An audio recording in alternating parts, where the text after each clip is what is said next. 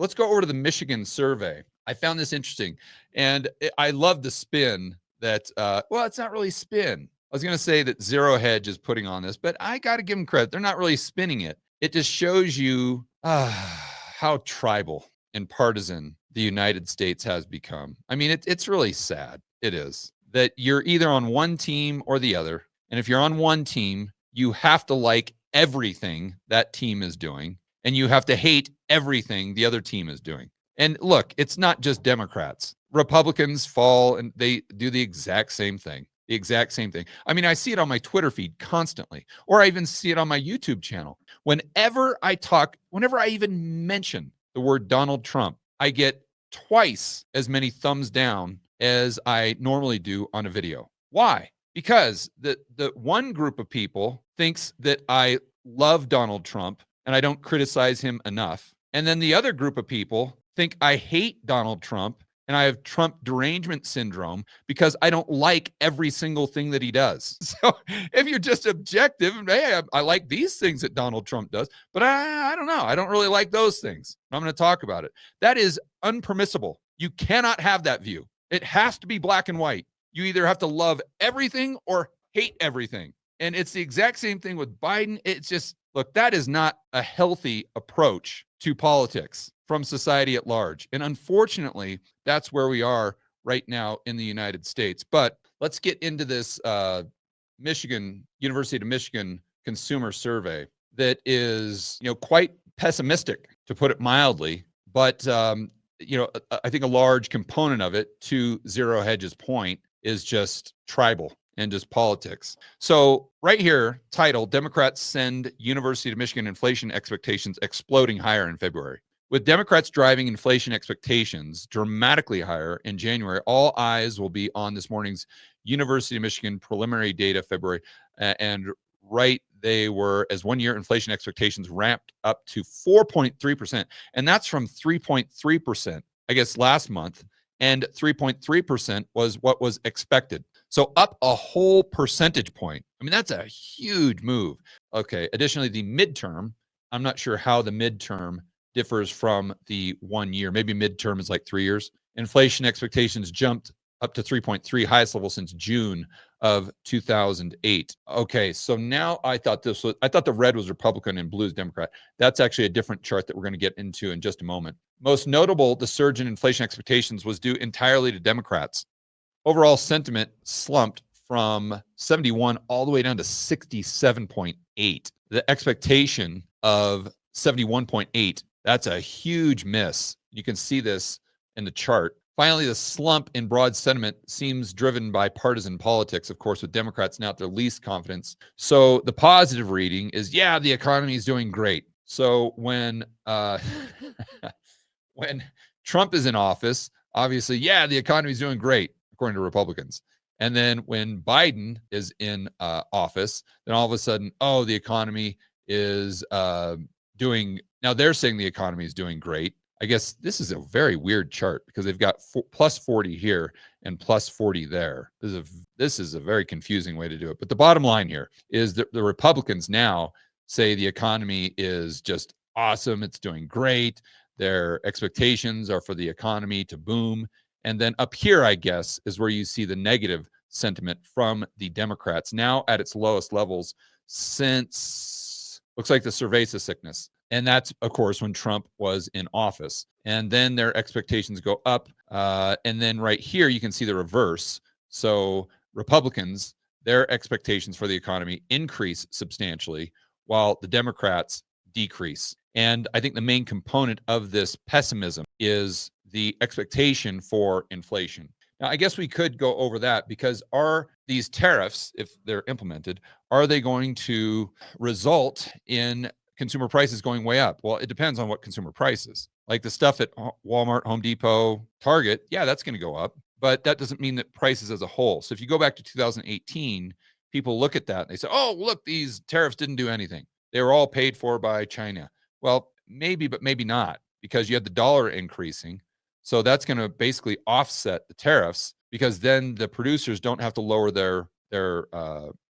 they can lower their prices. And in their currency terms, they're still getting the exact same amount of currency units, right? Because let's just say that it's a 1-to-1 yuan to dollar. And then let's say the dollar appreciates in value. Okay, well, now they can go ahead and drop their prices in dollars to get the exact same amount of dollars or exact same amount of their local currency once they make that transfer, right? Because let's assume that the charge of their widget or the price of their widget was $1.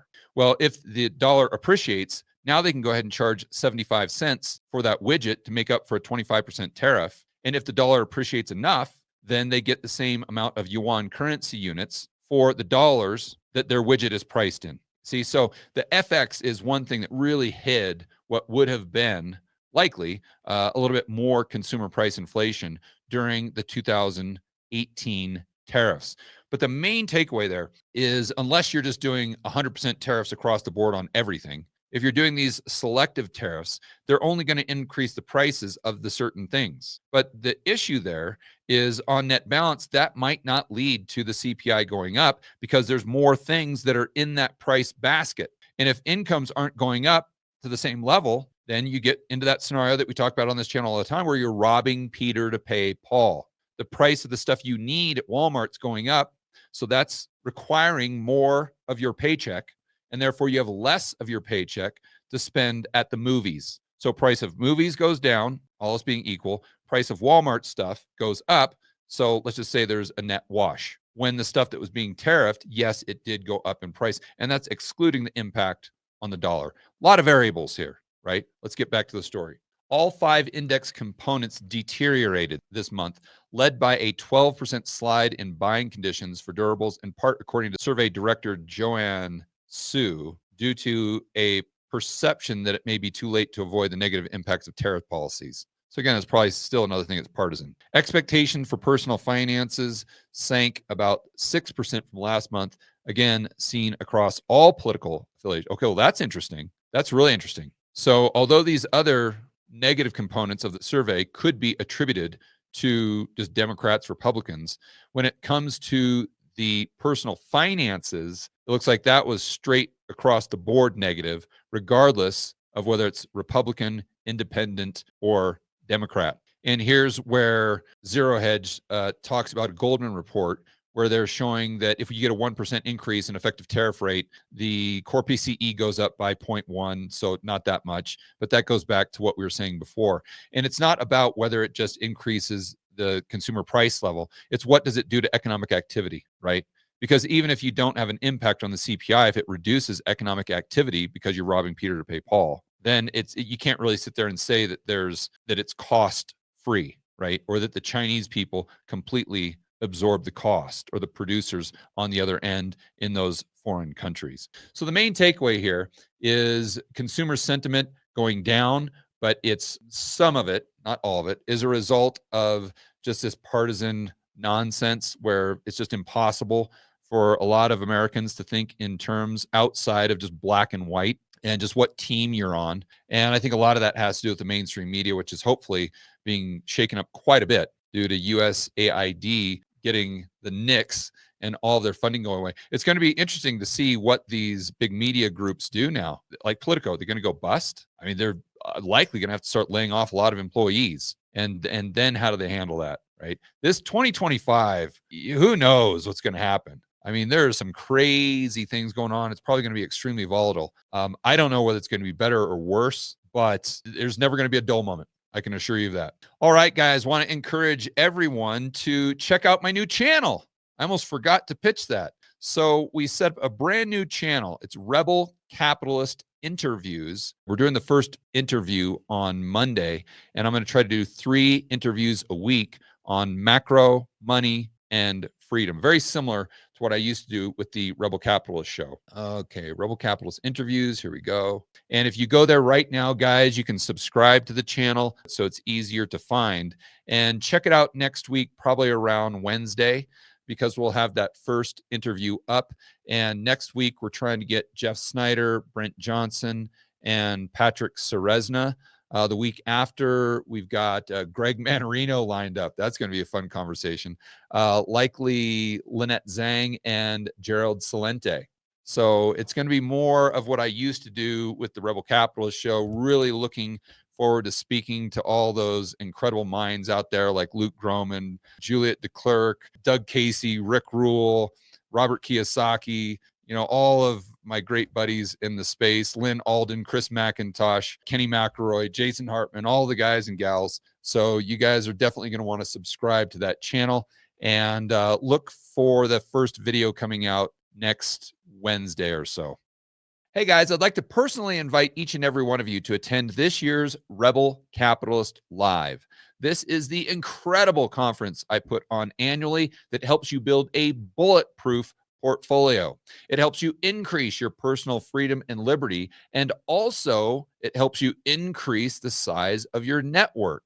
In other words, you get to meet a lot of like-minded individuals, fellow Rebel Capitalists. It's in Orlando, May 23rd through the 25th. Past speakers have included people like Robert Kiyosaki, Ron Paul, Peter Schiff, Mike Maloney, Lynn Alden, just to name a few. So to get your tickets ASAP and to find out who is speaking at this year's Rebel Capitalist Live, you can check it out at rebelcapitalistlive.com. And just a little quick insider information, if you get your tickets sooner than later, you can get a discount because as we get closer and closer to the event, the tickets go up in price. So don't wait. Go to rebelcapitalistlive.com right now and get your tickets, and I will see you in Orlando, May 23rd through the 25th.